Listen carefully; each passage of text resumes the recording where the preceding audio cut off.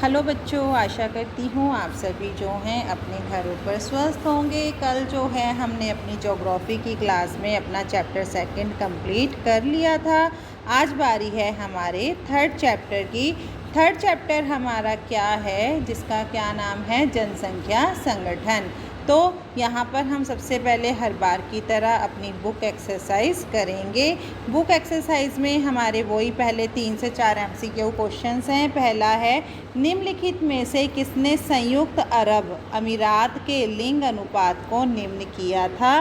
किसने किया? क्या क्या ऑप्शन है आपको? पुरुष कार्यशील जनसंख्या का चयनित प्रवास है, दूसरा है पुरुषों की उच्चतम जन्म दर है, तीसरा है स्त्रियों की निम्न जन्म दर है, और चौथा क्या है, स्त्रियों का उच्च उत्प्रवास है। तो सबसे ज़्यादा लिंग अनुपात निम्न किसने किया था? कि पुरुष जो है कार्यशील जनसंख्या का चयनित प्रवास। अगला प्रश्न है हमारा, निम्नलिखित में से कौन सी संख्या जनसंख्या के कार्यशील कौन सा, जो कार्य करने में लगी हुई है, आयु वर्ग का प्रतिनिधित्व करती है? 15 से 65, 15 से 66, 15 से 64, 15 से 59। तो 15 से 59 यानी कि 15 से 59 ईयर्स जो है हमारी कार्यशील आयु वर्ग का प्रतिनिधित्व करती है। निम्नलिखित में से किस देश का लिंगानुपात विश्व में सबसे अधिक है? लाटविया, जापान, संयुक्त अरब अमीरात, फ्रांस। तो जो लाटविया है उसका सबसे ज़्यादा लिंग अनुपात है। अगला प्रश्न है हमारा, जनसंख्या संगठन से आप क्या समझते हैं? तो जनसंख्या संगठन क्या है? जनसंख्या की उन विशेषताओं को प्रदर्शित करता है जिनका माप किया जा सके, जिनकी सहायता से दो विभिन्न प्रकार के व्यक्ति समूहों में जो है अंतर स्पष्ट किया जा सके। यानी कि एक तो किसका, जनसंख्या का हम माप कर सकें, और दो विभिन्न प्रकार के व्यक्ति समूह यानी कि जो आयु वर्गों के आधार पर अलग अलग होते हैं, उन समूहों में जो है अंतर स्पष्ट किया जा सके। आयु, लिंग, श्रम शक्ति और आवास इकाइयाँ, कार्यशील व आश्रित जनसंख्या, साक्षरता व व्यावसायिक संरचना संगठन के जो हैं मुख्य घटक हैं।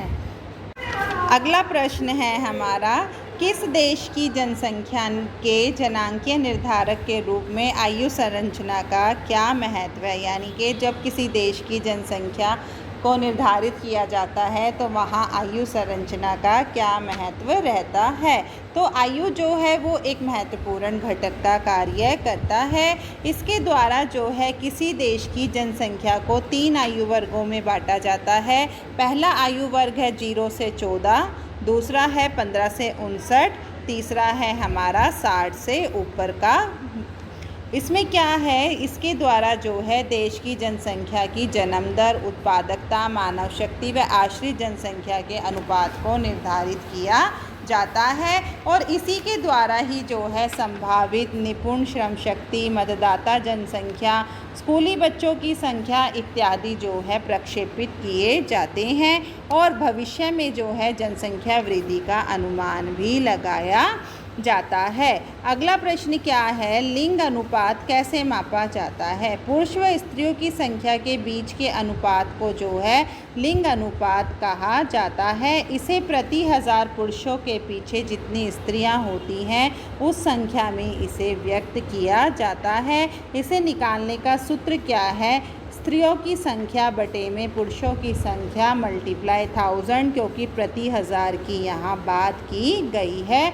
अगर लिंगानुपात 1000 आए तो इसका अर्थ यह हुआ कि स्त्री और पुरुषों की संख्या बराबर है।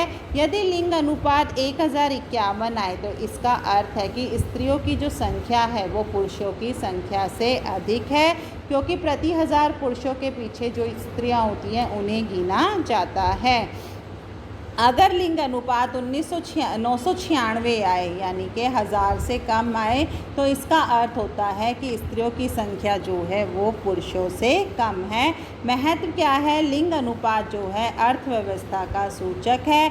अनेक प्रकार के जनसंख्यांकीय लक्षणों जैसे मर्त्यता, जन्मता, प्रवास आदि का विश्लेषण के द्वारा ही लिंगानुपात को ज्ञात किया जा सकता है। हमारा अगला प्रश्न है, जनसंख्या के ग्रामीण नगरीय संगठन का वर्णन कीजिए, या ग्रामीण व नगरीय जनसंख्या का विभाजन क्यों आवश्यक है। आवास के आधार पर जो है जनसंख्या को दो भागों में बांटा गया है। पहला है ग्रामीण जनसंख्या, दूसरा है नगरीय जनसंख्या। ग्रामीण व नगरीय जनसंख्या की जो है अपनी अपनी अलग अलग विशेषताएं होती हैं। इनको अपने अपने अलग अलग व्यवसाय की संरचना, जीवन पद्धति आदि के आधार पर जो है पहचाना जा सकता है। गांव के लोग जो है साधारण सामाजिक संबंधों से ओत-प्रोत और कृषि कार्यों में लगे रहते हैं। यानी कि गांव के लोग क्या कार्य करते हैं, उनका जीवन क्या है, बहुत ही साधारण होता है, सामाजिक संबंधों में और कृषि कार्यों में लगे रहते हैं। उनके जो आचार विचार और सांसारिक दृष्टिकोण जो है नगर में रहने वाले लोगों से अलग होता है। इसके विपरीत जो है नगरों में रहने वाले लोग जो है उद्योग व व्यापार में लीन रहते हैं। संलग्न मतलब लगे रहते हैं। इनके आपसी सामाजिक संबंध जो है औपचारिक होते हैं, सिर्फ दिखावे के रह जाते हैं। इनका दृष्टिकोण भी अलग अलग होता है। विश्व में ग्रामीण जनसंख्या जो है सबसे अधिक एशिया, लैटिन अमेरिका व अधिकाधिक प्रयोग व बड़े पैमाने पर औद्योगिकरण के कारण जो है लोग नगरों की ओर जाकर बस गए हैं। विश्व में ग्रामीण नगरीय लिंग संगठन में जो है विभिन्नताएं मिलती हैं। क्या है, यूरोप, कनाडा, यूएसए के नगरीय क्षेत्रों में जो है स्त्रियों की संख्या अधिक होने का यही कारण है कि ग्रामीण क्षेत्रों में जो हैं स्त्रियां नौकरी के लिए प्रवास कर जाती हैं, क्योंकि वहां महिलाएं शिक्षित, जागरूक व सशक्त हैं। इसलिए हर क्षेत्र में पुरुषों के समान वो अधिकार रखती हैं। ग्रामीण क्षेत्रों में जो है कृषि में पुरुषों का प्रभुत्व होता है। विकासशील देशों में कृषि कार्यों में जो है महिलाओं की सहभागिता पर जो है काफ़ी दर ऊंची है। विकासशील देशों में जो महिलाएं हैं गांव से नगरों की ओर प्रवास करने से डरती है, क्योंकि वहां सुरक्षा की कमी है, कम शक्ति, नगरों में आवास की कमी, रोजगार का अभाव और रहन सहन में जो है उच्च लागत आती है। इसलिए ज़्यादातर स्त्रियां जो है गाँवों में ही रह जाती हैं। अगला प्रश्न है हमारा, विश्व के विभिन्न भागों में आयु एवं लिंग संतुलन के लिए उत्तरदायी कारकों तथा व्यावसायिक संरचना की विवेचना कीजिए। तो विश्व के विभिन्न भागों में आयु एवं लिंग संतुलन के लिए जो कारक उत्तरदायी हैं वो इस प्रकार हैं। पहला कारक है स्त्री पुरुष के जन्म दर में अंतर। विश्व में लगभग जो है सभी समाजों में स्त्री दर की अपेक्षा पुरुष जन्म दर अधिक होती है। ये बात तो सही है। जो लिंगानुपात में गैप आता है वो यही है कि पुरुषों की संख्या ज़्यादा है, महिलाओं की संख्या कम है। सामान्यतः जन्म के समय जो है प्रत्येक 104 से 107 नर बच्चों के अनुपात में 100 मादा बच्चे पैदा होते हैं, परंतु जन्म से पहले और जन्म के बाद जो है घटने वाली घटनाएं प्राय जो है जन्म के समय की स्थिति को परिवर्तित कर देती हैं। कई बार क्या होता है, जन्म लेते ही शिशु मर जाता है, तो इस परिस्थिति में जो है काफ़ी परिवर्तन आ जाता है। स्त्री पुरुष की मृत्यु दर में अंतर। लिंगानुपात को प्रभावित करने वाला एक महत्वपूर्ण कारक जो है स्त्री पुरुष की मृत्यु दर में भी काफ़ी अंतर है। जब विकसित देशों में शिशु दर बालिकाओं की अपेक्षा बालकों में यानी कि लड़कों की ज़्यादा होती है, लड़कियों की कम होती है।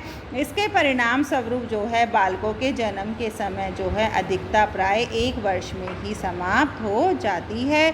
विकसित देशों में जीवन की सभी अवस्थाओं में पुरुष मृत्यु दर स्त्री मृत्यु दर से अधिक होती है। इसका परिणाम यह निकलता है कि जन्म के समय जो है पुरुषों की बढ़ी हुई संख्या जो है वो कम हो जाती है। 30 वर्ष की आयु के बाद जो है स्त्रियों की संख्या अधिक हो जाती है। इसका कारण यह होता है कि जैविक दृष्टि से स्त्रियां पुरुषों से अधिक मजबूत होती हैं।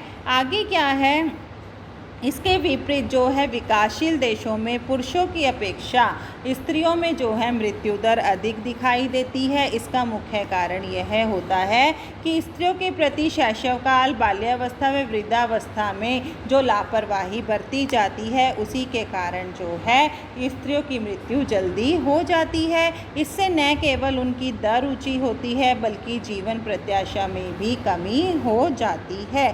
तीसरा कारण क्या है? प्रवास। प्रवास भी लिंगानुपात को गंभीर रूप से प्रभावित करता है।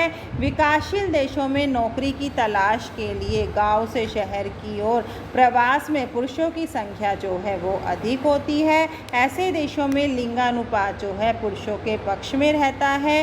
कोलकाता में जो है प्रति 1000 पुरुषों के पीछे 570 स्त्रियां पाई जाती हैं।